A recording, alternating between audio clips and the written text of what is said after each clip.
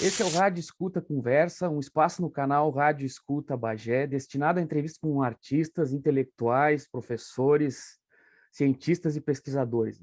Hoje eu recebo com muita satisfação o ator Celso Frateschi, reconhecido, né, nacionalmente por suas atuações e direções no teatro, e na TV e no cinema, não é, Celso? Muito obrigado por aceitar o convite, Celso.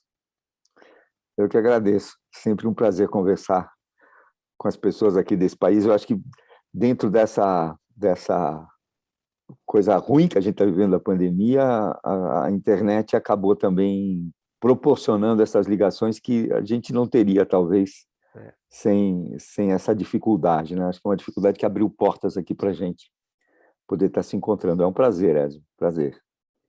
Te agradece mesmo por disponibilizar um tempinho aí com a gente. Celso, tu é um tipo de entrevistado assim que dá para fazer 1 milhão de perguntas, né? Dá para fazer uma série, né? Então a gente fica assim, tem um roteiro e não sabe por onde começar. Mas eu vou começar assim pelo jeito mais trivial. Pode parecer entediante para ti, mas vamos seguir esse roteiro, porque eu vi há poucos dias que tu fez uma atividade, participou de uma atividade, na verdade, sobre a geração de 68, né? E tu nasceu em 52. Como é que isso que eu sempre essa geração é uma geração muito rica, né? Viu um Brasil muito rico em efervescência e também por outro lado trágica, né? Porque também viu tudo isso acabou se desmanchando, né? Por causa da ditadura militar. E eu queria que tu falasse qual é a diferença desse Brasil que tu viu jovem, adolescente. Porque, além de tudo, tu foi preso pela Operação Bandeirantes ainda quando era estudante secundarista, né? Como é que foi? Porque, aliás, tu já era do teatro. O que veio primeiro, a militância ou o teatro, os dois juntos? Tu estudou numa escola, aliás, que tem o nome de um naturalista, né? Humboldt. Isso, Parece uma coisa meio isso. predestinada também, né? Acho que primeiro acabou vindo a política dentro no movimento secundarista, né?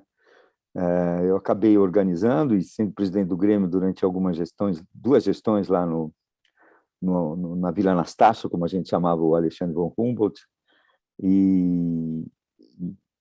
e acabei ficando até o primeiro clássico lá, né? O primeiro clássico eu fui antes de ser preso, fui convocado lá para o DOPS, ainda acompanhado dos meus pais, tal. E a partir daí acabei sendo expulso do colégio por atividade política e caí naquele decreto que tinha que te proibia de estudar em escola pública, né? Então eu acabei ficando 2 anos sem escola, esperando 18 anos para prestar madureza para poder entrar na universidade. E participava do movimento secundarista aí, né? Em 67, 68, né? E sempre também lá me interessava por teatro, dentro da escola, né? A gente tinha os grupos de teatro e tal. E acabei me interessando por um curso que estava tendo no Teatro de Arena, de São Paulo, que era dirigido pelo Augusto Boal, e quem dava o curso ali era a Eni Guariba e a Cecília Boal, a Cecília Tumim, né? Que era a mulher do Boal. E foi lá que eu me iniciei praticamente no teatro. Eu gostava, foi uma coisa quase que de sonho para um adolescente, né? Porque tinha assistido há 2 anos o Arena Conta Zumbi, meio falsificando carteirinha, a idade da carteirinha para poder entrar, porque era proibido para maiores de 14, veja só, eu não tinha nem 14 na época, né? E logo, 4 anos depois, eu estava no elenco do Zumbi, né? Viajando para a França e tudo mais. Por uma razão, a gente estava programada essa visão para Nancy, para o Festival de Nancy, mas o Boal acabou sendo preso nesse ínterim. E a gente acabou reforçando a viagem para Paris, para Nancy, para esse giro pela Europa, para poder fazer um pouco uma denúncia e conseguir apoio para liberar o Boal, que acabou, por um jeito ou por outro, ele acabou sendo solto e encontrou com a gente lá no final da viagem, né? Depois ficou anos aqui até voltar para o país, mas não, a gente conseguiu ainda vê-lo livre, né, para nossa satisfação. E era um período muito difícil, né? Eu me lembro que eu acho que tinha uma onda de ter um preconceito contra teatro ainda, muito forte, né? Mas entre a Oban, a clandestinidade, e o teatro, os meus pais acharam muito bem que eu fizesse teatro, me entusiasmaram muito até para essa profissão, né? Porque eu tinha 17 anos quando fui sequestrado pela Oban, né? Eu já fazia o curso do Teatro de Arena. E pra você ter uma ideia da barra que era, né? Do grupo do Arena, aquele pequeno grupo, eu fui preso, a Dulce Muniz foi presa, o Hélio Muniz foi preso, por razões diferentes, não por ter fazendo parte do grupo, né? A Denise Del Vecchio, a Denise Falotti, que era minha esposa, também foi presa, o Boal foi preso e exilado, a Eleni foi assassinada, né? Foi sequestrada e assassinada pelo pessoal do DOI-CODE, né? Então, era um momento muito difícil. E por que era difícil? Porque a sensação que eu tenho, se eu ficar falando demais, você me corta, tá, Ezio? Porque é um assunto que também mexe muito com a gente, né? A gente estava vivendo, até 64, um momento de ebulição do país, né? Desde a década de 50, né? Com projetos de país, tanto mais centristas ou mais da esquerda, mais progressista, menos progressista, mas tinha um embate de se pensar um país e de se construir esse país, né? Todo o período desenvolvimentista contribuiu também muito por isso, para isso, né? O período mais juscelino e tudo mais. E o período do Jango era uma coisa que a gente, eu não vivi isso intensamente, porque era muito jovem, tinha 13, 14 anos, mas vivia, né, de alguma maneira, essa ebulição, porque a escola era moderna, a escola era provocativa, né, a escola era experimental, vamos dizer assim, tinha liberdade dentro disso tudo, se buscava construir um país, e existia um esforço nacional para essa construção, né? O golpe de 64 veio cortar isso, né? Veio cortar isso.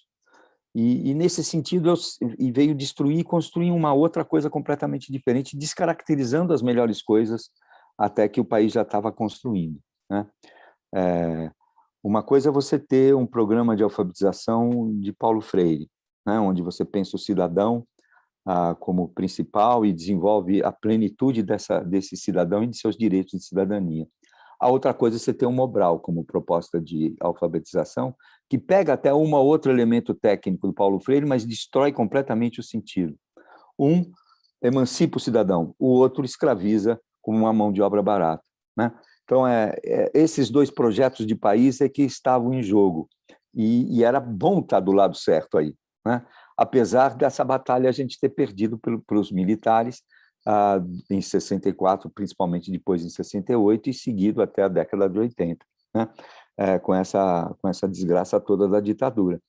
Esse processo de destruição aconteceu nas artes, aconteceu em tudo, a partir da reação das artes, né? Da construção das artes.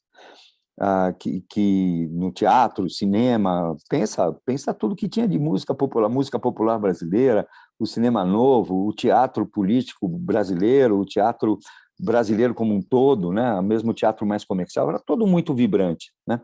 E a ditadura veio para destruir isso, assim como, nas palavras desse genocida que a gente tem no governo hoje, ele veio para destruir o que os governos progressistas fizeram nas 4 gestões anteriores. Ele falou, eu tenho muito o que destruir, e ele veio e está executando o seu plano de destruição do país, né? E tentativa de destruição das forças contrárias a ele. Isso eu acho que ele não conseguiu, porque as forças contrárias a ele estão de novo se organizando e vão derrubá-lo de uma maneira ou de outra, ou pelo voto, por impeachment, porque ele não tem mais nenhuma condição, nenhuma coisa positiva para apresentar para o país, né? Mas essa necessidade de destruir o novo, de destruir o vigor, de destruir valores democráticos, de destruir o que a gente tem de melhor, né? Acho que é o mais terrível e o que assemelha, né? O que semelha um momento e outro. As táticas eram diferentes. Lá era uma estrutura paramilitar, né? Organizada pelo próprio exército, que exercia a repressão, né? Aqui você tem a milícia, você tem as PMs, você tem os clubes de tiro, vocês têm os grandes clubes das grandes cilindradas, né? das muitas cilindradas que cumprem esse papel meio miliciano, né? meio SA, na verdade, né? Meio tropa de assalto, né? Que a gente tem. E que a gente vai vendo acontecer várias coisas em vários momentos, né? A facilidade com que eles estão destruindo a Amazônia, destruindo as poucas regiões indígenas que estavam, de alguma forma, se recuperando e se recolocando aqui dentro do país, né? Com possibilidade de acesso a estudo e, ao mesmo tempo, de manter as suas tradições, isso a gente vê que vai avançando cada vez mais e avançando na destruição do próprio país, né? Que estão acontecendo com a Amazônia, com o país inteiro, né? A gente fala Amazônia porque é o nosso emblema maior, mas com o Pantanal, com o Cerrado, com o Sul, vocês estão... Essa onda de frio que a gente está passando aqui, não dá para dizer que é questões da natureza, né? São questões humanas mesmo que estão destruindo e mexendo com o planeta desse jeito. Então, mas não importa, porque a proposta de país deles é juntar o máximo de dinheiro no menor tempo possível. A gente não sabe para quê, mas parece que essa é a necessidade, né? Essa rapinagem, né, que estão fazendo no povo brasileiro de ponta a ponta. Quando você tem denúncias de corrupção na compra de vacina do jeito que a gente está tendo, é porque perdeu qualquer valor humano, sentido moral, sentido ético, sentido civilizatório, é o que existe de mais nojento que a gente pode imaginar mesmo. Celso, e aliás, que início emblemático esse teu, né? Começar com o Boal já, né? Já é um início e tanto, um adolescente, né? Foi uma sorte, né? Foi um grande barato. A gente ficou junto até muito tempo. Como é que se aproximou dele, Celso? Porque o Boal já era uma figura conhecida naquele momento, né? Que tu era jovem, adolescente, pré-adolescente. Como é que surgiu essa chance? A chance? gente fez um curso de 1 ano, né, no Arena, com a Eleni e com a Cecília. Era um curso muito interessante. A Eleni fazia mais os exercícios de interpretação dramática, os laboratórios, puxava um pouco mais para o Stanislavski e tal. E a Eleni trabalhava mais o Brecht, né? Tinha um certo binômio. E trabalhavam harmonicamente, isso era bem interessante. Quando terminou o curso, a gente não queria sair de lá, né? Então, teve um jantar, que eu acho que foi na casa da Eleni, inclusive, em que o Boal foi, né? E eu me lembro de ter falado com ele: Boal, eu sei que você tem um projeto que gorou por causa da censura, porque é o Teatro Jornal, que ele chamava. O Teatro Jornal era uma ideia que ele tinha, que era de fazer uma revista semanal, né?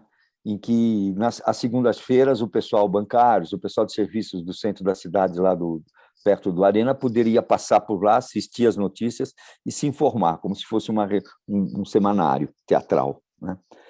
E isso, evidentemente, com a censura prévia era impossível, porque você precisava pelo menos de 60 dias de antecedência de aprovação para poder fazer o espetáculo. Então, não daria certo. Mas eu cheguei para ele e falei: bom, a gente está muito a fim de pesquisar um pouco o que poderia ser esse Teatro Jornal.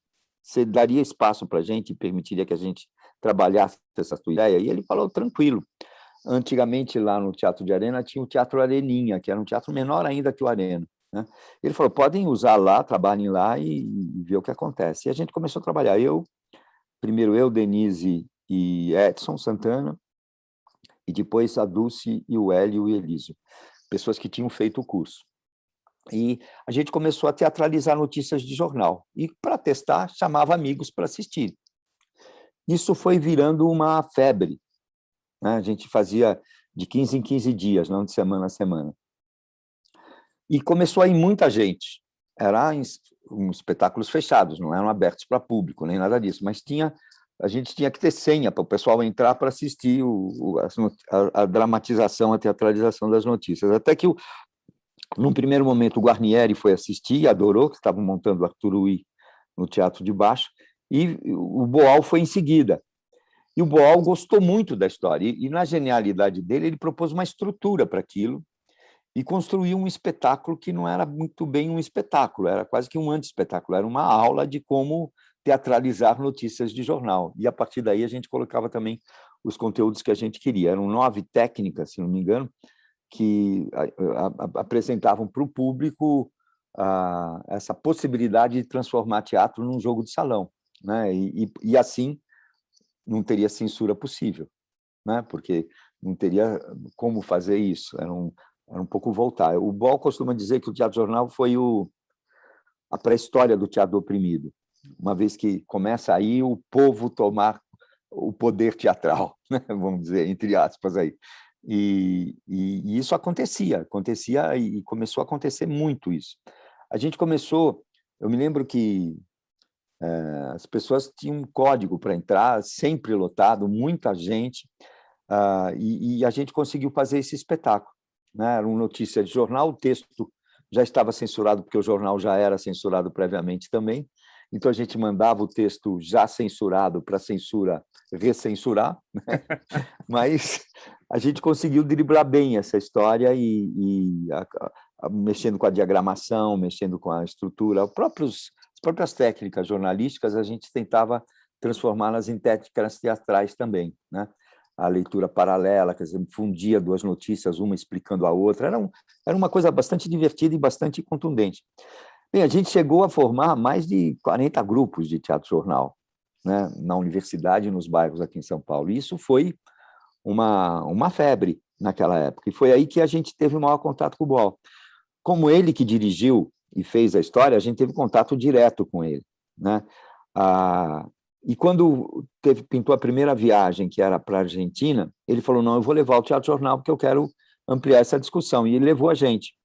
E a gente passou a entrar também no elenco do Zumbi.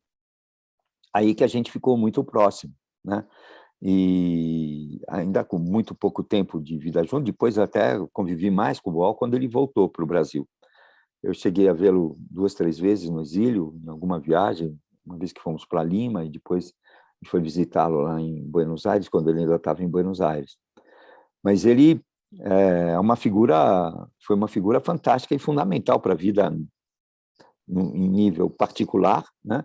Como também para o teatro brasileiro, né? Ele é o cara mais traduzido no Brasil, fora do Brasil, né? É o brasileiro que tem mais livros traduzidos em vários idiomas e tal, porque o que ele propõe é muito interessante e tem um paralelo, né, com a pedagogia do oprimido, né, do Paulo Freire. O nome Teatro do Oprimido é uma sugestão de um editor, né, da primeira edição do Teatro do Oprimido, que foi exatamente para estabelecer essa ligação com o que o Paulo Freire propunha em educação, né? E tem muito a ver, né? Tem muito a ver. E foi assim que a gente se encontrou. Daí quando voltamos, eu era secretário de Cultura e Educação lá em Santo André, quando ele voltou a primeira vez. E eu convidei ele para dar um curso quando a gente começou a estruturar a Escola Livre de Teatro lá na cidade de Santo André, que é uma escola que está completando hoje 25 anos, acho, né? Bastante tempo já. E que tem uma importância significativa aí no ensino de teatro, porque tem uma pedagogia bastante diferenciada. E foi assim, foi um conselheiro, toda vez que precisava, batia na casa dele para conversar, para trocar ideias, e era um grande cara, né? O que ele fez de teatro antes do Teatro do Oprimido, que significa antes do exílio, né? foi fundamental para o país. Ele trouxe o Stanislavski para o Brasil, ele trouxe o Brecht de alguma maneira mais organizada e traduzindo para uma realidade nossa. Ele trabalhou os musicais brasileiros como ninguém, Zumbi, Opinião, né, Arena Canta Bahia, quer dizer, tudo isso era muito a mão dele nisso tudo, né? Ele que trouxe clássicos importantes e sem medo de traduzir para a realidade brasileira, como o Melhor Juízo do Rei e tudo mais, né? Criou o sistema Coringa, criou toda uma escola mesmo, né? que contribui muito para o teatro brasileiro, né?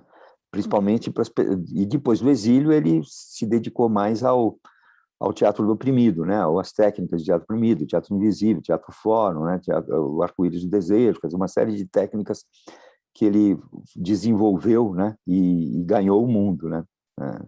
Tem festivais teve um festival na Índia, ainda com ele vivo, ele tinha mais de 10.000 participantes, atores, né?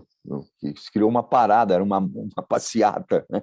Enorme para trabalhar o teatro oprimido. É um grande cara, foi um grande cara mesmo.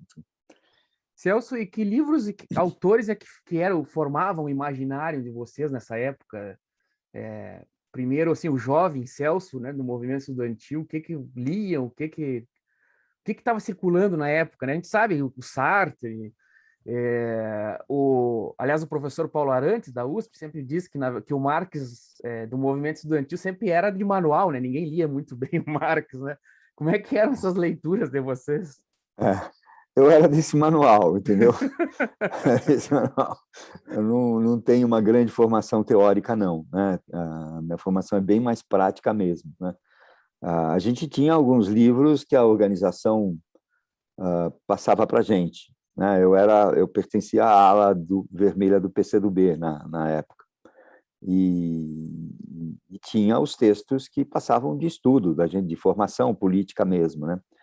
A gente lia muito mal, né? Acho que aqueles livros aqueles estudos que ele traduzia um pouco para o povo chinês para entender dialética, eu acho que aquele estudo sobre as contradições era fundamental, entendeu? Acho ainda hoje, para estudar texto, às vezes eu mando para o aluno ler aí para a gente perceber o que significa dialética, né? Para a gente poder entender o fenômeno, né? E isso me trabalhava bastante. E não lia muito, não. Não foi um momento de mais leitura minha, não. Lia esses estudos, né? Li aquelas coisas que também eram ainda de escola, né? O Léo Huberman, né? O Pulitzer, né? Que também era outro cara que a gente lia os princípios fundamentais da filosofia. Quer dizer, tinha uma área que tinha tudo por aí. E na área do romance, na área da literatura, a gente lia Jorge Amado, o Graciliano, né? Que era o que motivava a gente também. Era tudo muito direcionado para essa história, entendeu? E do teatro, Celso, quem que eram os autores daquela época? Pois é, a gente tinha poucos grupos em São Paulo na época, comparado com agora, né? Parece que 29 teatros, agora são centenas e centenas incontáveis aqui o que a gente tem de teatros pequenos e grandes e tal, né? Mas na época eram poucos, mas faziam um barulho considerável, né? Os autores brasileiros que a gente pegava, quer dizer, muitos eram de origem ou dialogavam diretamente com o seminário de dramaturgia que o Boal tinha organizado no Arena final da década de 50, né? Então a gente tinha lá o Vianinha, tinha o próprio Boal, o Guarnieri, evidentemente, né? Dias Gomes, que a gente lia também bastante, Durst, que era também do seminário. O Walter, tu fala? O Walter Durst. Walter Durst. Tinha o maravilhoso Plínio Marcos, né? Que não tinha participado do seminário, mas parecia que era uma coisa fantástica, né?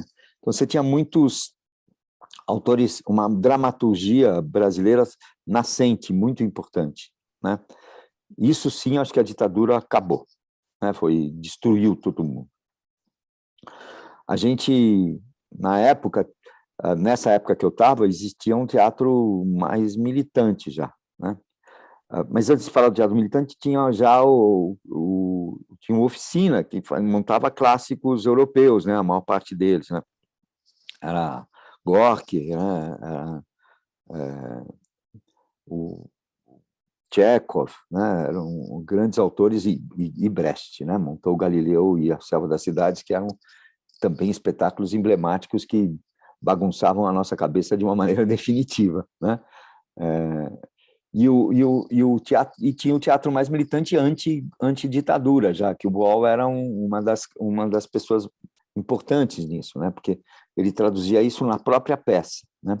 O movimento contra a ditadura foi um movimento que uniu todos os artistas, né? Não era, diferentemente de hoje, que você tem... Era raro, eu não me lembro de ninguém que assumia a ditadura como vamos lá, o Nelson Rodrigues defendeu durante algum tempo, né? Até a prisão do filho, né? Aí brecou um pouco, né? Mas não tinha, né? Era uma grande parte. Se você pegar de Cacilda Becker, que era o teatrão, né? O Paulo Altran, né? O Flávio Rangel, todos eles estavam engajados num movimento de liberdade, um movimento anti-censura, né? E E vocês se também os davam grupos. bem, Celso, com esse pessoal, com o Altran, Cacilda, ou vocês achavam muito comercial? Como é que era a visão de vocês naquele momento? A gente achava comercial. Você sabe que eu fiquei muito... O Paulo é meu padrinho de casamento, até porque Ah, eu é? casei com uma gaúcha, inclusive, né? Em Porto Alegre, ele foi lá assinar o livro, né? Ou seja, tenho muito carinho por ele, mas era um mito, né? Se debochava do jeito dele falar, né? Aquela Sim. coisa que era um pouco a característica do TBC, que era um pouco a grife de cada ator, né? A Fernanda tem um jeito de falar, o Paulo Otranto, a Cacilda falha sem voz, sem ar, né? Tem tudo uma que era um pouco a sua colocação dentro do grupo, dentro da categoria teatral. Eles se diferenciavam e eram muito bons, né?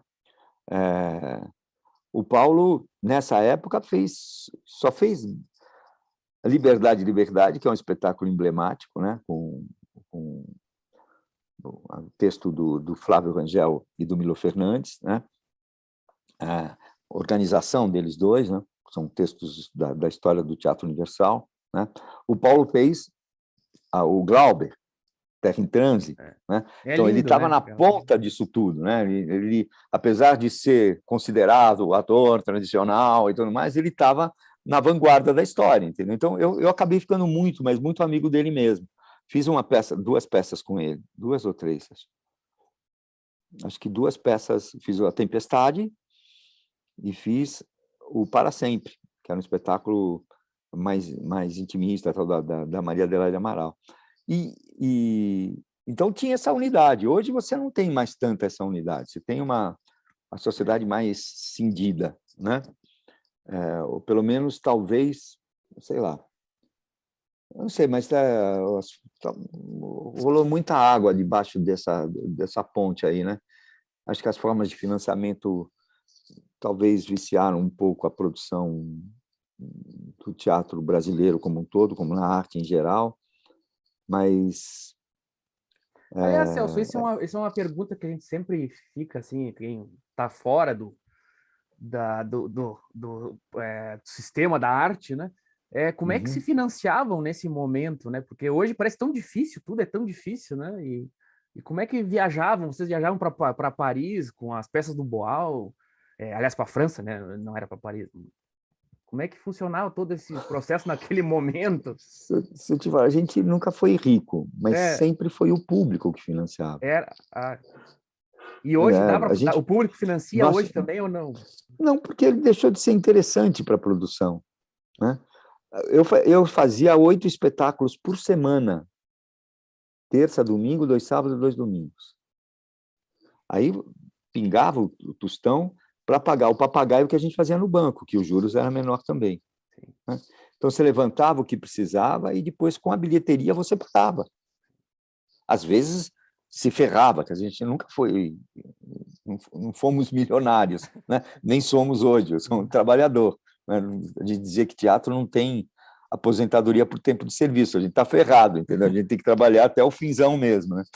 Mas a gente fazia financiado pelo público. Hoje você faz temporadas de 8 espetáculos. E você tem o quê? Porque eu acho que o financiamento não está focado no público. Né? Você tinha, às vezes, um patrocínio da Comissão Estadual de Teatro, tal, que ajudava na manutenção, né? Mas não tinha esse financiamento que a gente tem, que visa fundamentalmente o marketing de quem te financia, entendeu? Isso eu não sou contra a Lei Rouanet, não. Eu acho que ela é uma lei que poderia ser aplicada de uma forma mais interessante, mas ela foi implantada pelo governo do Fernando Henrique, apesar de ter sido uma lei lá de trás, né, do Collor, do Itamar, e foi implantada meio que de uma forma desequilibrada, né? Essa forma de financiar a partir da renúncia fiscal, né, é uma forma, uma dos pilares da Lei Rouanet. Tem o Fundo de Cultura e tem a aplicação no mercado. Você tem uma outra coisa. É uma lei neoliberal, sem dúvida nenhuma, mas ela está mais interessada em fazer a empresa utilizar o seu dinheiro de marketing, né, do que no desenvolvimento artístico e cultural. Né? Quem decide, em última instância, o que vai ser financiado ou não é mais o público. Não é mais o setor público, apesar do dinheiro ser público, é definido por uma empresa. Isso apesar de ter o aval, tal, mas dentro do aval do conselho que decide o que pode ser, quem que pode captar ou não, isso é muito restrito, né? Fica tudo muito fechado, entendeu? Em torno disso. E aí o que faz? O marketing, ele precisa do lançamento. Ele não precisa que o público vá assistir. Ele precisa porque no lançamento ele atinge milhões. O público de um teatro tem 150 lugares, 300 lugares, 1000 lugares, vai dizer assim, não compensa do ponto de vista desse marketing burro que eles desenvolvem, porque a cultura não deveria ser encarada como uma coisa, com esse tipo de marketing. Ela até faz isso, mas não precisaria do dinheiro público para fazer isso no nível que é implantado. E virou o único fonte de financiamento federal que existe, a Lei Rouanet. Então fica difícil, entendeu? Para você ter algum financiamento, você tem que se adaptar a essa estrutura. Que tem coisas interessantes? Tem. Né? Terminar com ela como o Bolsonaro está fazendo agora é um horror, porque ele está fazendo isso como perseguição política, né? E isso é terrível. É pior do que só a restrição empresarial, né? Porque aqui você está seguindo um ideário fascista, um ideário autoritário, e o que foge disso xenófobo, homofóbico, né? Não dá para você viver com esse tipo de restrição, né? Ou aceitar esse tipo de restrição. Mas eu acho que a cultura deveria ser financiada também, não só o financiamento da cultura como atividade econômica, que é muito importante, mas ela devia ser pensada como direito do cidadão também. Né? E aí eu acho que precisa de uma ação do Estado mais efetiva. Eu defendo isso, entendeu? Sem nenhum... Acho que a ausência de espaços culturais para a molecada participar, para a molecada se reunir, né? No Brasil é incrível. Eu não sei como em Bagé aí, como vocês estão de centros culturais ou de teatros e tudo mais, mas a gente corre o Brasil, não vê nada. E isso poderia ser resolvido, ou criar esses espaços, pelo menos, para que o povo pudesse se manifestar e ter contato com a cultura universal, né, de uma maneira mais intensa, né? Podia dar um outro tipo de possibilidade. Então, acho que a cultura tinha que se voltar mais para o lado da cidadania mesmo. Porque se a gente tiver público, nós não precisamos de financiamento, entendeu? E eu acho que a qualidade do nosso teatro vai melhorar, porque a gente vai estar dialogando com as pessoas que estão nos assistindo, né? Assim, do jeito que está, você tem que imaginar o que o curador daquela verba gostaria que fosse feito, e não o que eu preciso fazer. Então, a tua função de artista também fica limitada, autolimitada, o que é pior, né? Com esse tipo de coisa. Celso, e essa ideia de... Porque essa ideia de economia criativa surge nos governos progressistas, né? O que tu acha, como tu foi gestor no momento que isso se hegemonizou, o que tu acha dessa ideia? Porque, por um lado, parece que também tem uma coisa de neoliberal aí também, né? De perder a função de transformação da arte, né? Do cidadão, do sujeito, né? O que tu acha desse discurso, né? Que a gente só lida com a cultura como se fosse só um setor econômico, né? Como é que tu Eu vê acho essa neoliberal discussão? mesmo. É? Eu acho, apesar de É? ser, inclusive, sair nesse momento, né? É? Acho que era, por exemplo, a proposta que o Lula tinha, né, era de ter um centro cultural por cidade no Brasil. Colocar isso como meta. Mesmo que nas gestões não se chegasse, mas a gente avançasse para ter um espaço cultural amplo por cidade do Brasil, né? Isso sim geraria emprego. Sim. Entendeu? E isso só é possível se a gente cultivar, e aí eu concordava com o Gil, no sistema nacional de cultura, um SUS da cultura, envolvendo município, estado e federação, né? Mas essa ideia aqui não seria uma ideia monstruosamente cara para os governos, mas teria um espaço, e esse espaço poderia ser gerado por uma cogestão entre Estado, município, federação, comunidade, né, artistas, né, que pudessem estar discutindo a direção de cada um desses espaços de uma forma completamente livre e voltada para cada uma dessas cidades. Isso não foi colocado em prática por razões mil, por burocracias ou por falta de interesse político do Ministério, né? O que aconteceu, que de alguma forma tentou substituir isso, foram os pontos de cultura, que é um projeto muito interessante, mas não é um projeto que coloque o Estado no primeiro plano. Também procura desenvolver os grupos existentes, né? E eu acho isso muito importante, eu não estou questionando isso, não, mas não resolve a ação do Estado como a garantir o direito à cultura, porque cultura não é simplesmente arte, ela é mais que arte. E a arte é mais que cultura, entendeu? Tem que ter essa hierarquia aí, de alguma forma, recolocada, entendeu? O que eles colocavam da criatura, da atividade da cultura, nem falo o nome, mas eu acho o fim da picada, né? Da economia criativa, né? Aqui em São Paulo, por exemplo, se transformou no auge do neoliberalismo, é a ponta de lança do governo Dória, né? E que é uma mentira, porque transforma a economia criativa é assim, esse rótulo, né, é a economia criativa.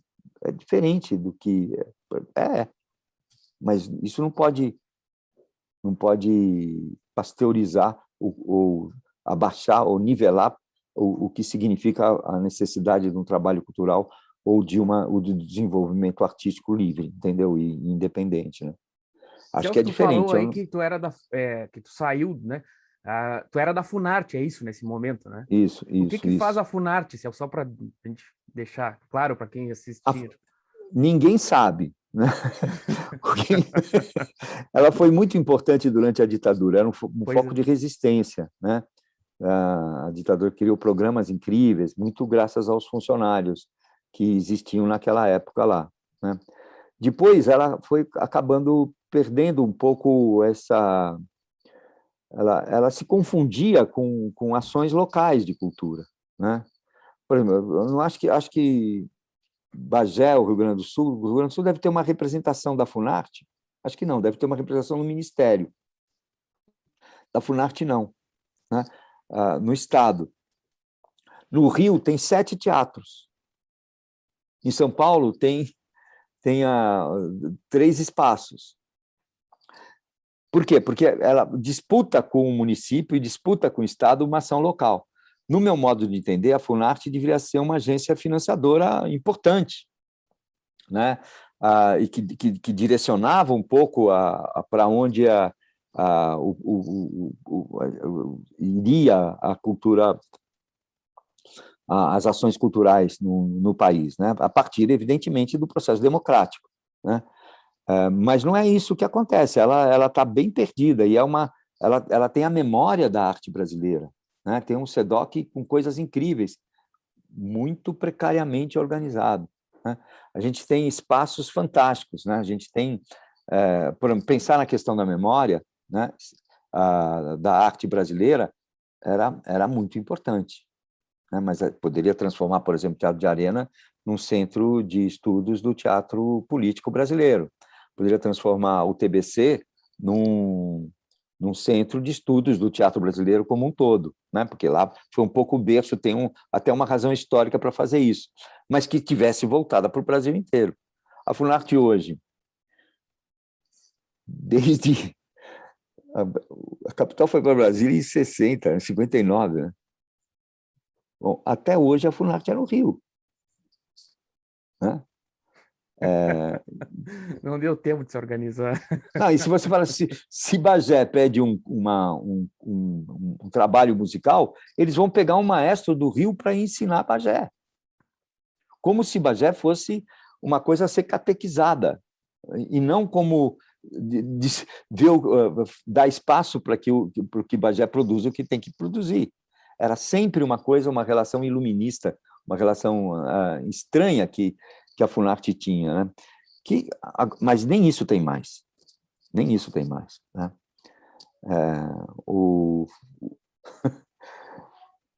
Um antigo ministro da Cultura, o secretário de Cultura, dizia que a Funarte é um transatlântico encorado na Avenida Visconde Porto Alegre, no Rio de Janeiro.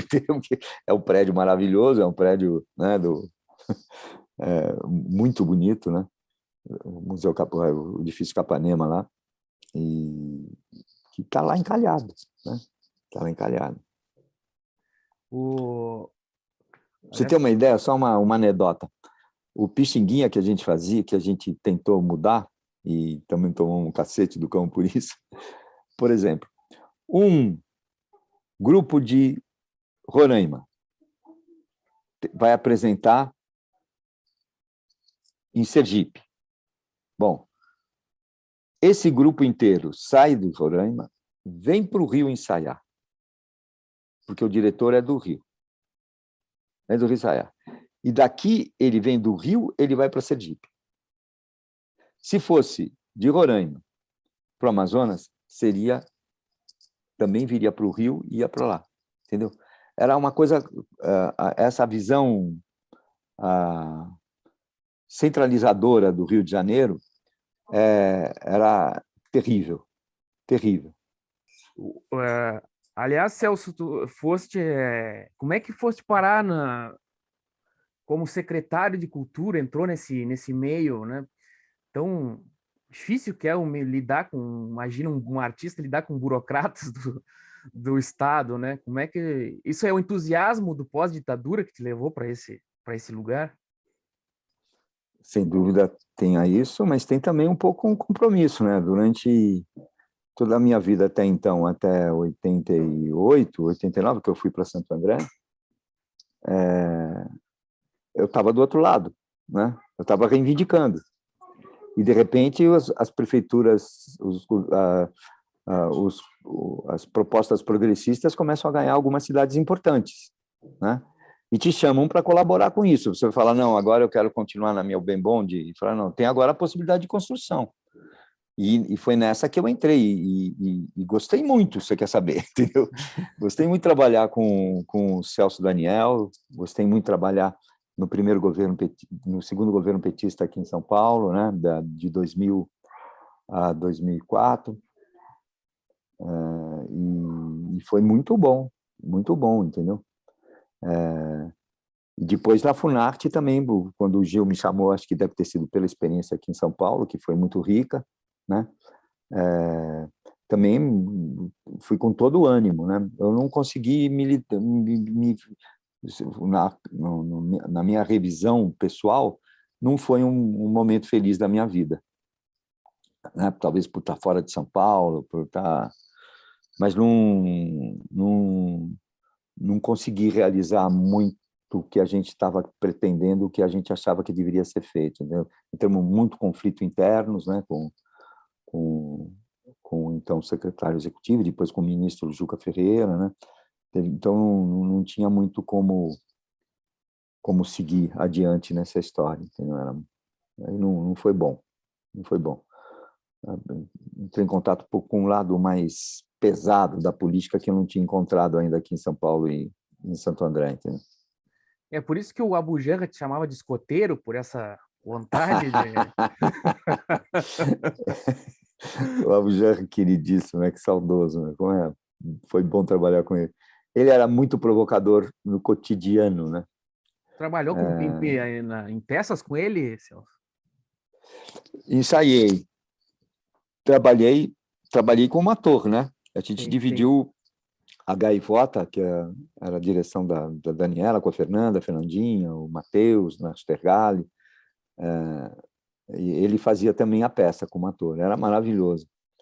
É um grande cara, né? Um grande cara. E ele provocava, mas eu era muito obcecado, eu acho, porque o Boll me chamava de jesuíta. Então... O escoteiro até já estava avançando, já estava liberando um pouquinho. Mas com a disciplina teatral, Celso? Disciplina, poxa, uma disciplina muito, talvez pela primeira formação já dentro de uma organização, você aprende a essa disciplina, né? Quer dizer, porque é uma questão de segurança aí, né? Isso viciou um pouquinho, eu era muito chato nessas coisas.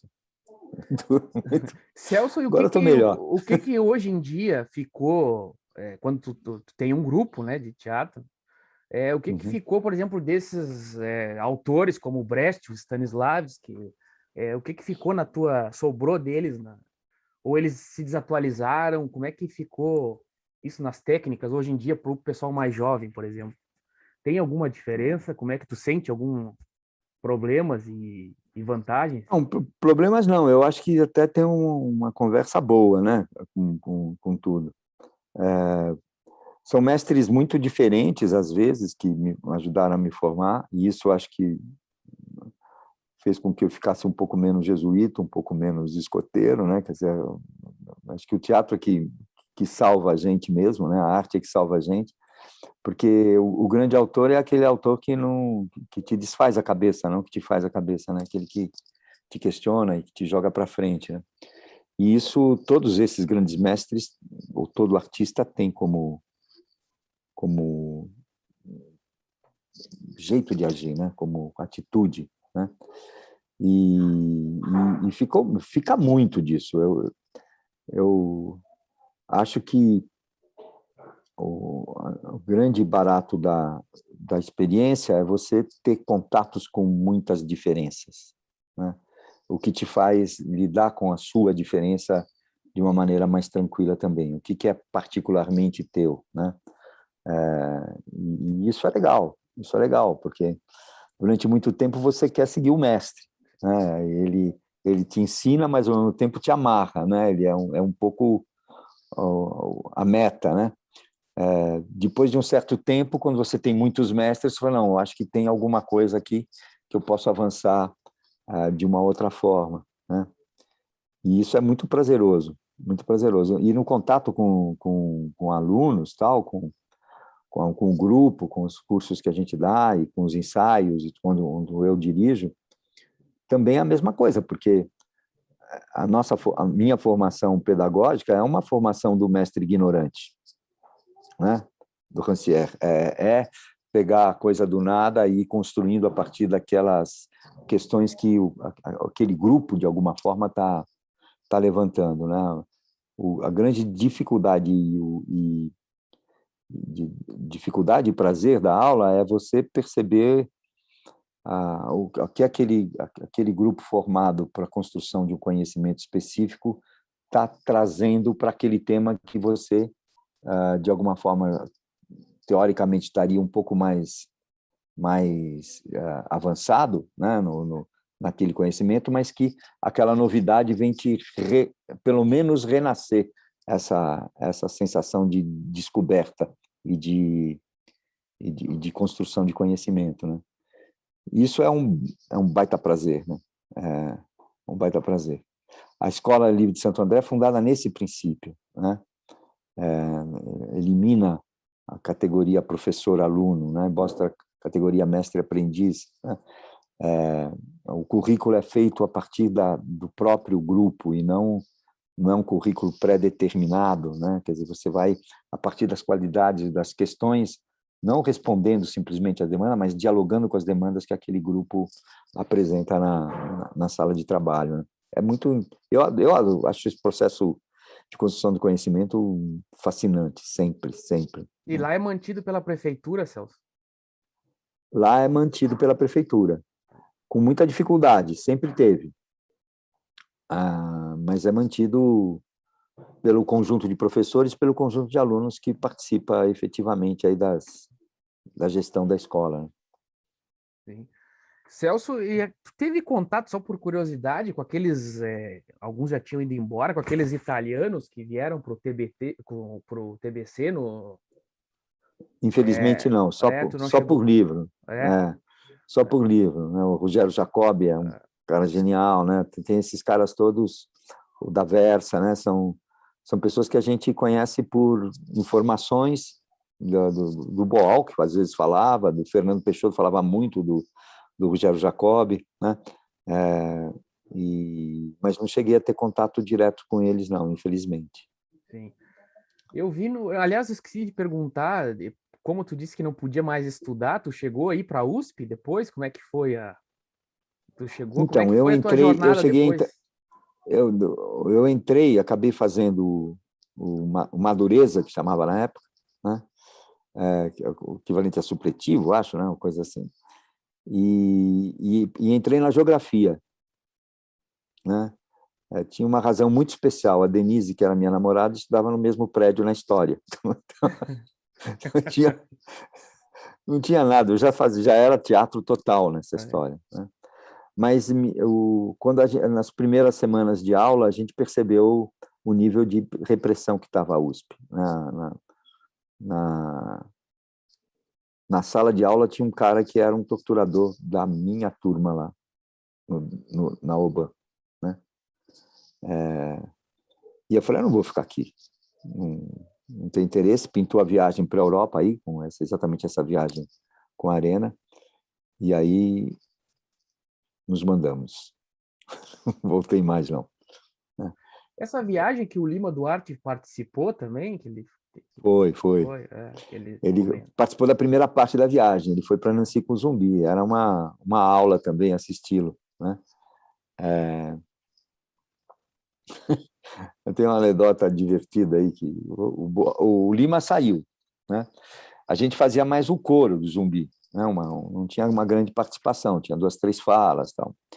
E aí, quando o Lima sumiu, voltou para o Brasil, o Antônio Pedro assumiu o papel dele.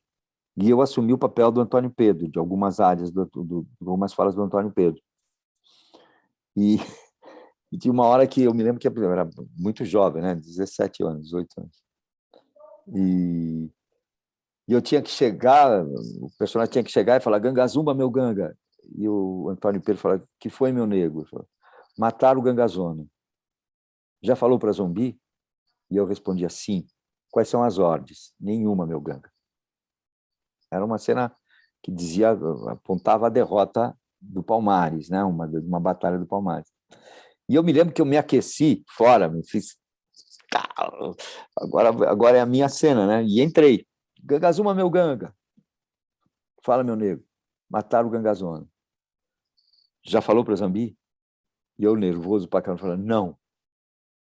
E aí a peça acabava, porque tinha que falar para o Zumbi para saber quais eram as ordens. Entendeu? E eu falei, aí o Antônio Ribeiro falou, vai falar então, preto sem vergonha, que era em francês, a gente estava falando em português, então a tradução lá estava resolvida, entendeu? Mas eram coisas de jovem ator. E depois tu virou professor na USP, Celso, tem essa informação que diz que tu é professor licenciado da USP, como é que é essa história? Não, licenciado não, sou aposentado lá. Aposentado? Aposentado. Eu dei aula na Escola de Arte Dramática da USP, que é uma escola técnica ligada à ECA, Escola de Comunicações e Artes. É uma escola que existe desde o TBC, ela foi fundada pelo Alfredo Mesquita no TBC, que era para formar atores para o TBC. Né? Isso veio evoluindo em 68, 69, a USP incorporou a EAD. E aí eu não era nem aluno nem professor lá. Eu, inclusive, tinha uma certa bronca do GDAD exatamente por ser essa escola mais tradicional. E em 80 eu fui convidado para dar aula lá. Depois, já pelo trabalho que a gente desenvolvia no bairro, pelo trabalho que a gente desenvolvia também no teatro aqui em São Paulo. Aliás, essa pergunta que eu ia te fazer também, passou e estou vendo o Shakespeare aí atrás, e tu falou dessa coisa meio iluminista da Funarte, né? E depois nos últimos anos, a gente viu um certo, vamos dizer assim, vamos dizer, até do nosso lado, um ranço com os autores clássicos, né? E como é que tu lida assim esse problema dialético, vamos dizer assim, de também não levar à luz, mas também tem que, enfim, tem que ensinar, né? Apresentar outros textos, outras coisas fora da realidade das pessoas, né? Como é que é? Tem como é que é lidar com isso? Sempre é um problema, né? Parece.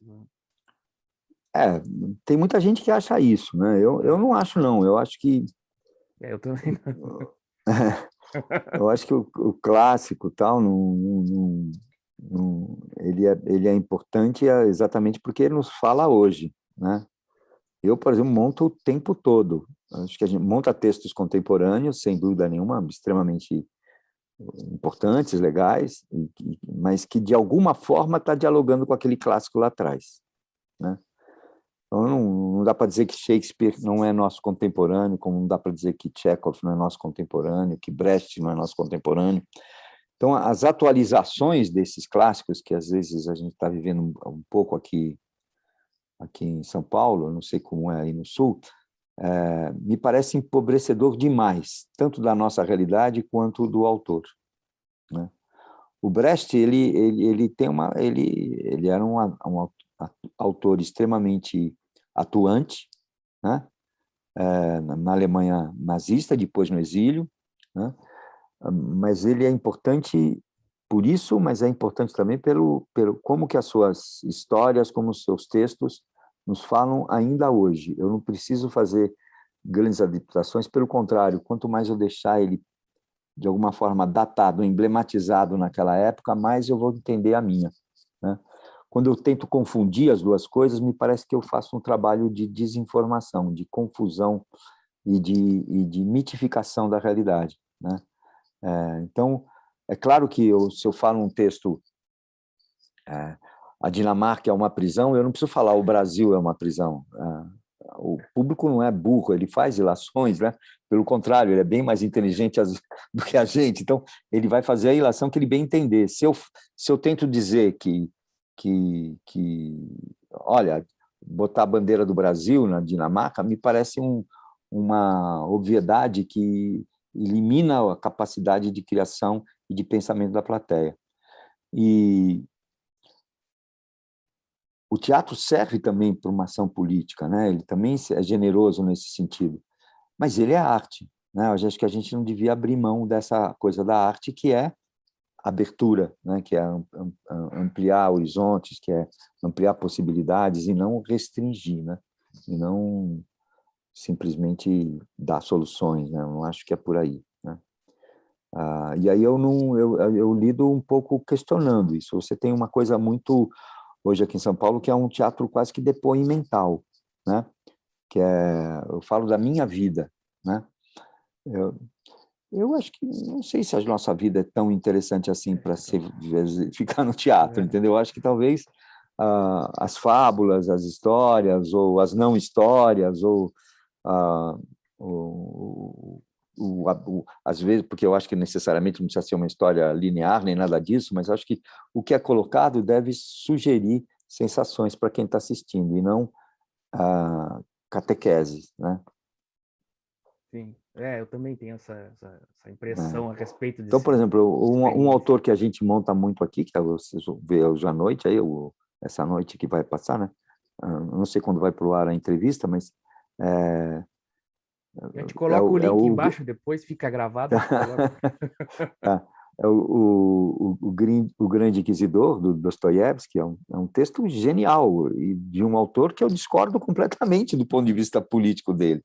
Só que ele é um gênio do ponto de vista de traduzir as questões que nos afetam até hoje, entendeu? Então, faz o Dostoiévski, né? Eu não vou indexá-lo, né? Por ser velho, ou por ser do século XIX, ou por sei lá o quê, entendeu? Não acho que é por aí, não.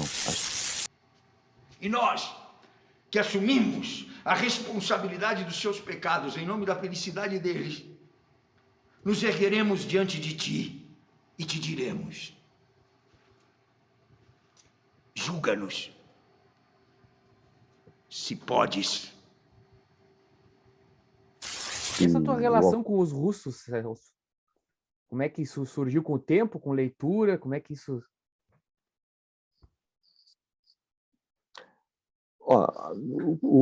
Eu já tinha montado o Tchekhov, né, que eu acho genial, porque uma das peças da oficina me abriu essa cabeça, que foi As Três Irmãs, né, uma montagem que teve 5 apresentações só, depois o grupo explodiu, mas era um espetáculo muito, muito provocativo, né, muito interessante. Então, é um texto que eu já montei 4 vezes, né? Depois montei, que foi mais de russo? Montei os outros Tchekovs, alguns convidados como ator, né? As Três Irmãs e a Gaivota foi montado pelo Kiki e pela Daniela Thomas, né? Era um espetáculo diferente.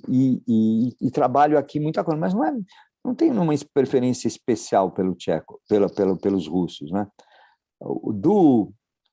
Do Dostoiévski foi a partir de eu comecei a montar o Dostoiévski a partir de uma provocação de um amigo, empresário, inclusive, daí do Sul, que ele falou: você precisa ver e montar o subsolo do Dostoiévski. E eu peguei o subsolo para estudar, isso há muito tempo, e eu não conseguia um gancho para montar, no princípio. É um texto muito complexo, difícil, né? Principalmente transformar ele em teatro. Depois, nessa busca da adaptação do subsolo, eu entrei em contato com vários textos do Dostoiévski, que eu não conhecia ainda, dos textos cursos, e um deles foi O Sonho do Homem Ridículo, que me bagunçou terrivelmente, porque eu estava acabando a gestão da secretária de Cultura aqui de São Paulo, e eu precisava fazer um balanço espiritual da nação na secretaria, né? E foi nesse sentido que eu montei, e mexeu muito comigo, né? Muito, muito, muito. Ela ainda volta em cartaz várias vezes, né? Tem uma versão são versões lindas eu não quis fazer ainda virtual, porque eu acho que, não sei, eu acho que a montagem funciona muito bem presencial, né?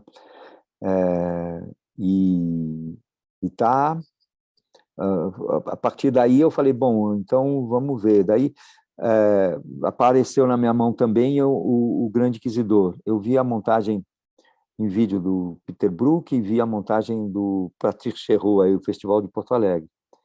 Lindas, mas eu achava que não era que necessariamente não era por aí. Daí voltamos e trabalhamos com Rubens Rush, fizemos a primeira versão, que foi ótimo, mas ainda não estava à vontade. Então, agora, essa versão que eu gosto, que está passando hoje à noite, é a que eu mais gosto.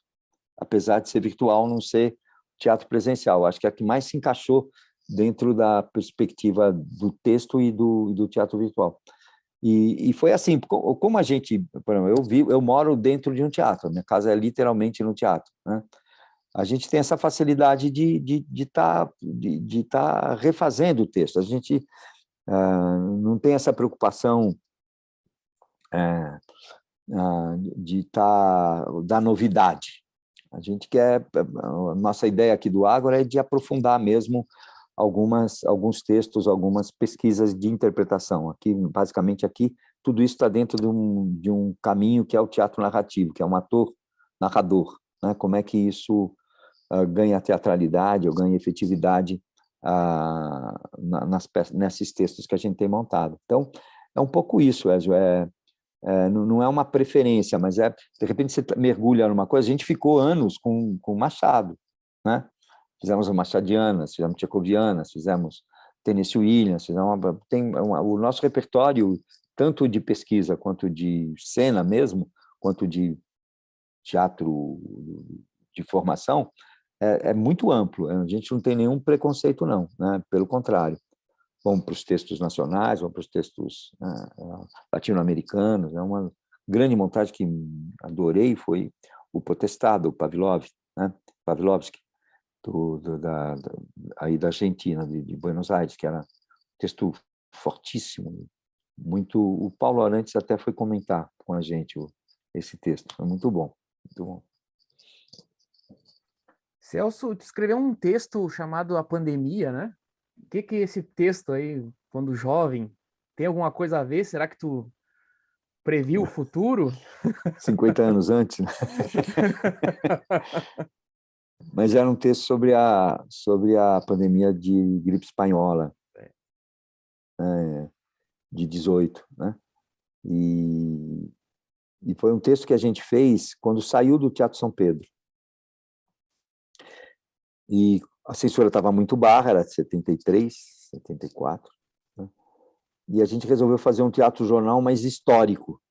Então, vamos fazer o seguinte, vamos pegar uma situação de um outro momento histórico e ver como que as pessoas viviam. E partimos para esse estudo. Pesquisamos todo o São Paulo, principalmente 17 e 18, um momento muito agitado, né, aqui na cidade, e a gente, e principalmente com a pandemia, que foi uma coisa horrível, assim como a nossa está sendo, né?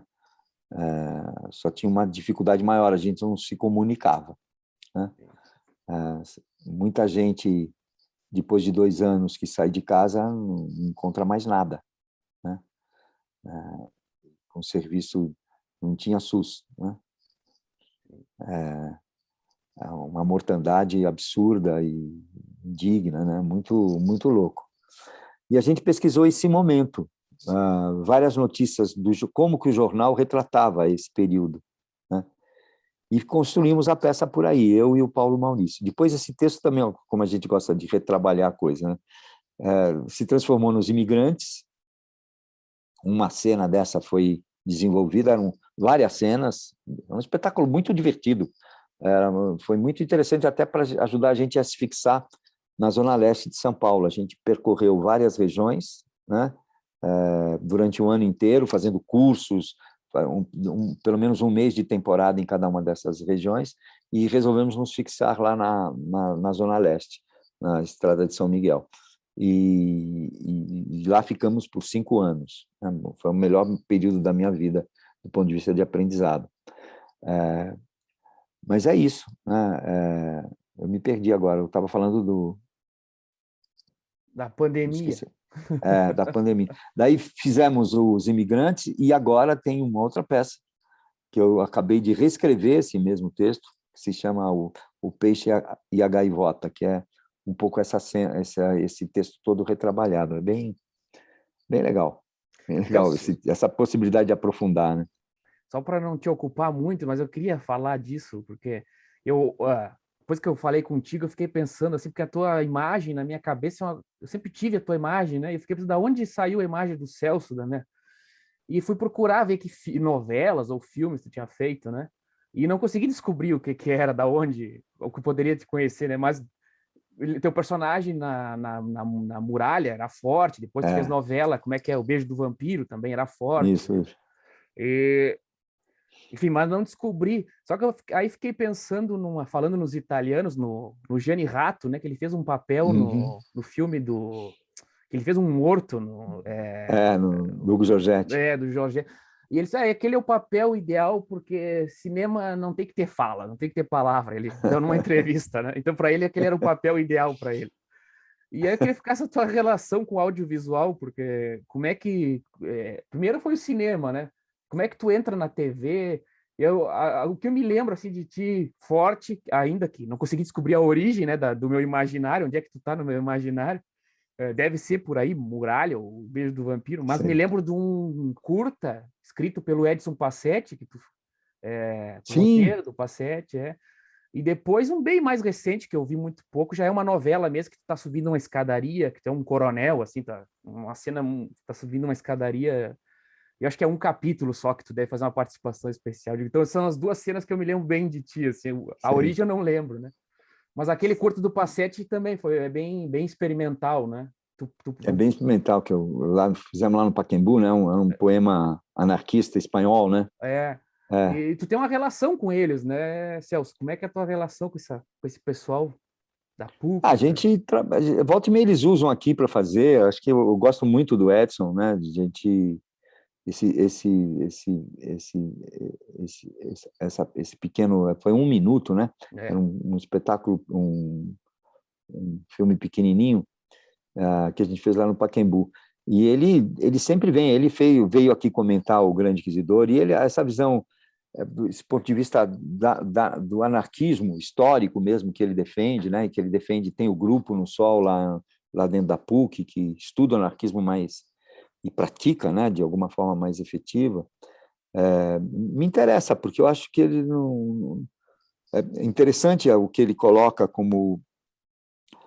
Não no sentido que eu não tenho nada de anarquista desse ponto de vista, mas as colocações dele sempre tensionam de uma forma positiva, eu acho, né? E eu acho isso muito legal, né? Ele está sempre puxando por um humanismo que eu acho que vale a pena ouvir para poder tensionar positivamente o teu pensamento, né? A minha ligação com o audiovisual, eu nem sei também, porque a minha ligação mesmo é teatro, né? Sim. O primeiro filme que eu fiz, acho que foi do Alain Fresneau. Depois, o que eu mais gostei foi um do Fernando Bonassi, chama O Trabalho dos Homens. Se você puder, assista, deve ter no YouTube. É muito, muito interessante. Pô, a Judite fez o maior almoço e vocês não apareceram. 3 dias livres, a gente foi pra praia.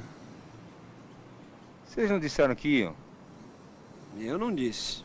Pra mim, a Célia tinha falado com a Judite. A gente morreu com 2 frangos e 1 quilo de macarrão. Ela tá puta com vocês. Eu falo pra Célia falar com a Judite. Vocês podiam ter ligado no dia. Da praia? E na televisão, a primeira minissérie que eu fiz foi uma Memorial da Maria Moura, que era um dos personagens mais escrotos, mas muito bom também, bem interessante, forte também. E aí eu não construí uma carreira na televisão. Agora até estou trabalhando bastante, acabei de fazer uma série e estou fazendo uma novela, né? Volta e meia eu vou para o Rio, até essa coisa de combinar contigo o dia da entrevista, porque às vezes eu estou série que no tu Rio de fala Janeiro. é 3%? 3% já fiz, né? Mas agora eu estava fazendo uma sobre Silvio Santos, da Golani, extremamente uma biografia não autorizada. Vamos ver quantos processos vão ter, entendeu? E novela, tu tá fazendo qual novela, Celso? O Verdades Secretas 2, deve estrear no final do ano. Então. Sim. Agora eles estão fazendo a novela inteira para colocar no ar, né? São novelas mais curtas, mas que fica pronta antes de colocar no ar. Mas essa ausência, vamos dizer assim, de desenvolver a carreira no audiovisual foi uma coisa que não aconteceu ou é uma preferência tua? Não... Foi uma preferência. Na década de 70, tinha muita pressão no começo de carreira para fazer novela, né? Tinha alguns autores que insistiam, tal. A Denise, por exemplo, foi fazer novela, construiu uma carreira na televisão, mas eu nunca me interessei, não queria, não gostava, foi aparecendo aos poucos assim na televisão, e não reclamo não, acho legal, mas fiz algumas novelas, um pouco aquilo que o Paulo Otran falava, né? Não sei, conhece essa frase dele, que ele fala: o teatro é a arte do ator, o cinema do diretor e a televisão do patrocinador. Essa frase é ótima. Não, e ali o ator não tem controle, né? É por isso também que tu não te Você não sabe o que vai interessa. sair, não sabe como está sendo usado, né? Tem uma coisa... E tem uma postura em alguns diretores que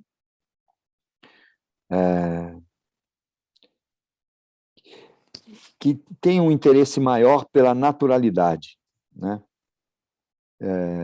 Então preferem às vezes não atores, inclusive para fazer o papel, ou para fazer essa coisa. Registra e depois organiza isso tudo na edição e tudo mais, né? Me incomoda um pouco isso. Eu não sei se é velhice minha, turrice, mas eu acho que o ator tem um status de criador, sabe? Deveria ser mantido e respeitado, né?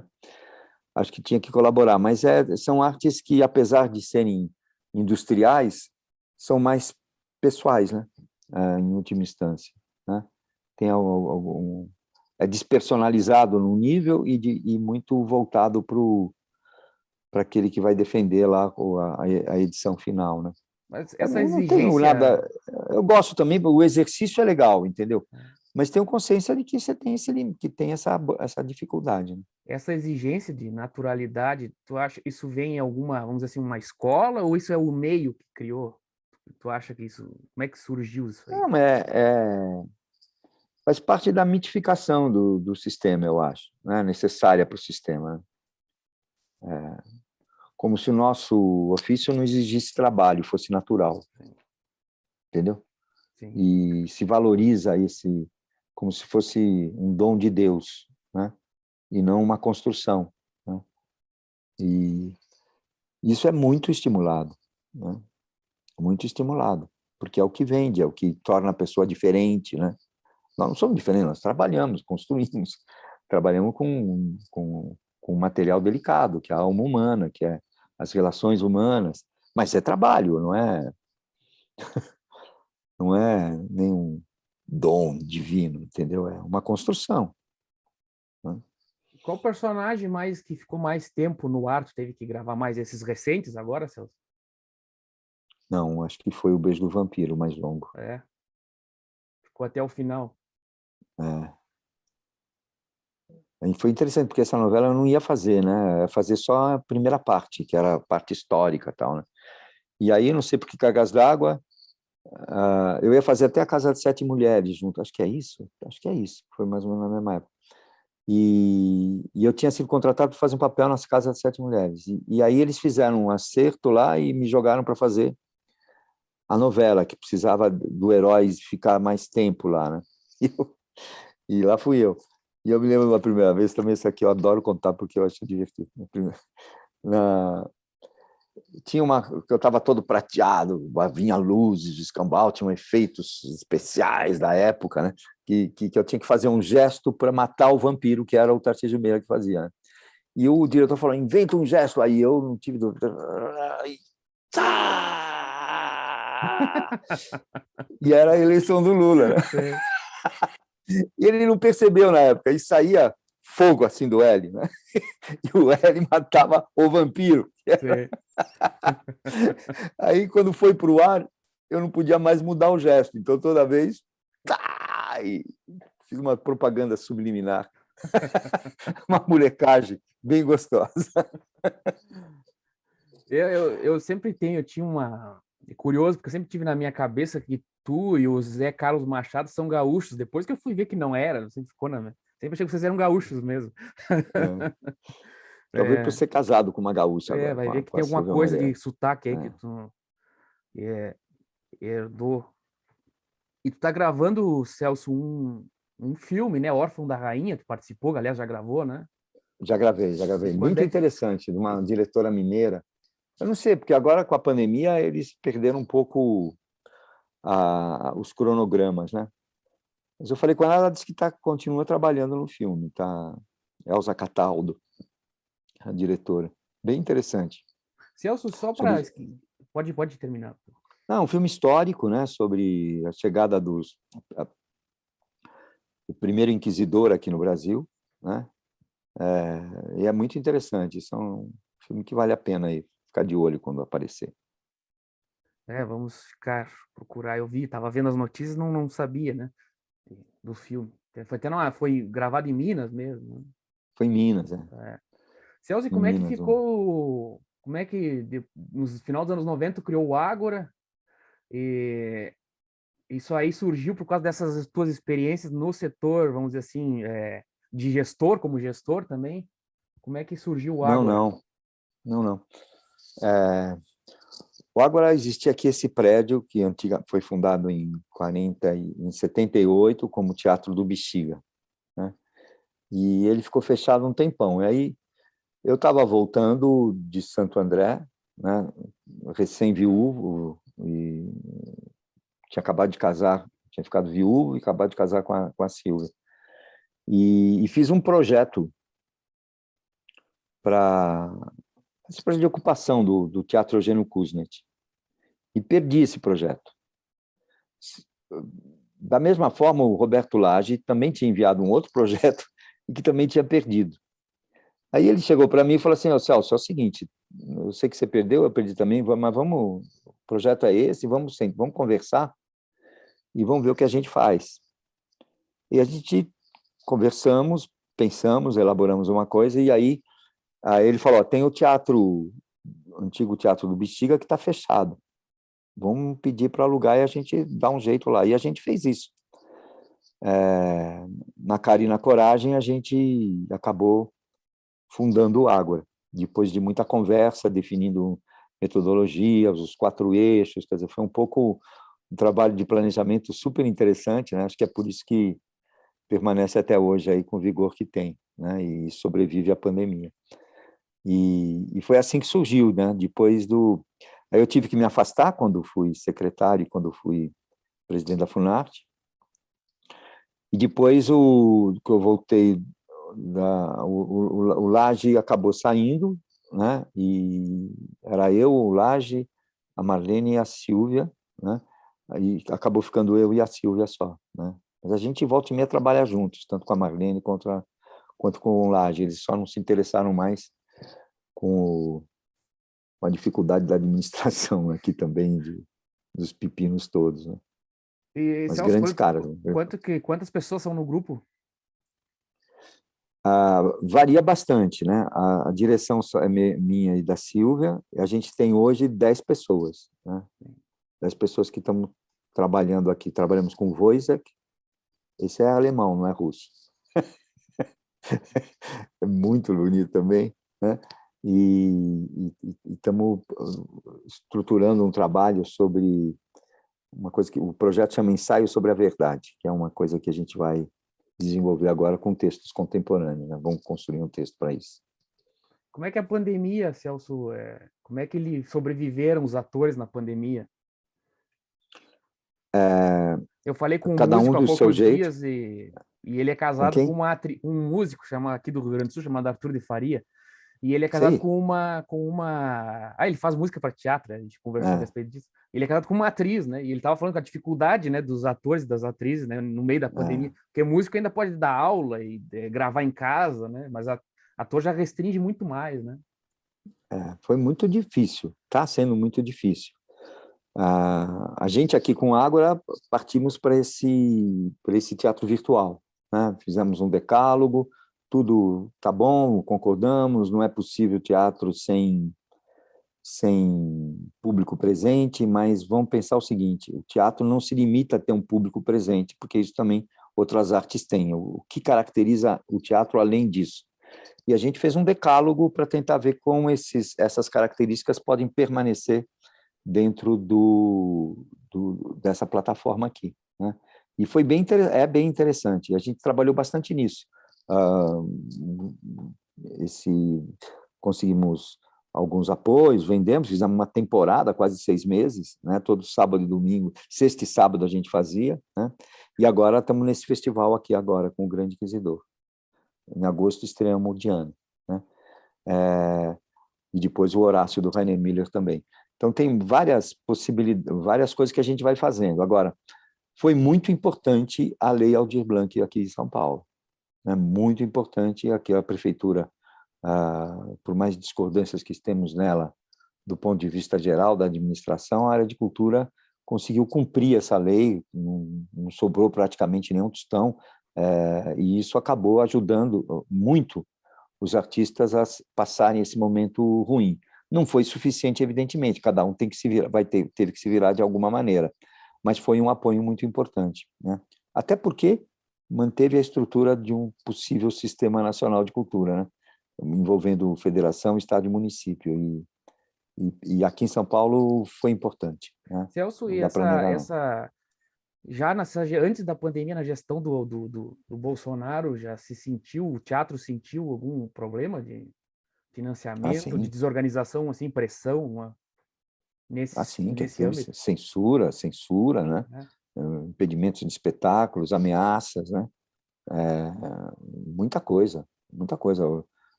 E financiamento acabou, né? O financiamento Agora, no teatro foi terrível, mas no cinema, então, nem se fala, né? O que estão fazendo com a Cinemateca é uma coisa criminosa, né? Mesmo com a Funarte, com todos... Quando o cara diz que a música tem que ser religiosa e veta um projeto, o que é isso, né? Estamos vivendo um momento muito ruim. Espero que a gente ultrapasse, de uma maneira ou de outra, o mais rápido possível, entendeu? Porque são perdas, algumas irreparáveis, que a gente está tendo, né? Muito ruim. Celso, obrigado, viu? Obrigado a você, cara. Valeu mesmo. Muito obrigado. Não sei se tu quer deixar alguma palavra, dizer mais alguma coisa. Não, só agradecer, é um prazer falar sobre a vida da gente, né? sobre a vida desse país, que é legal pra caramba, entendeu? O que eu diria é que, apesar de assustado, continuo otimista aqui, entendeu? Nessa coisa, eu acho que a gente vai virar, né? Não vai passar para sempre. Como diz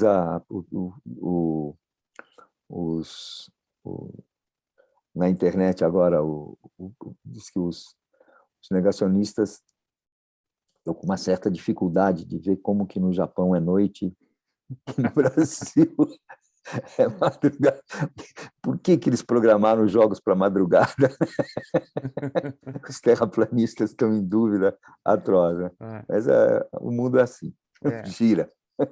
E a gente fica à disposição, Celso, precisando de alguma coisa dos Pampas, a gente envia. Entrem aí para ver as nossas peças vamos ver. no Agora Teatro. Quem sabe um dia tu não aparece por aí, a gente precisa vamos sim. Bagé não tem nem teatro, sabe? É uma coisa, é horrível a situação. A gente tem que fazer. Vai mudar, tem que... Celso, brigadão, viu? Muito obrigado obrigado a você, pela prestatividade mesmo. Obrigadão e boa sorte na luta, na jornada. Para nós. Tchau, tchau. Valeu.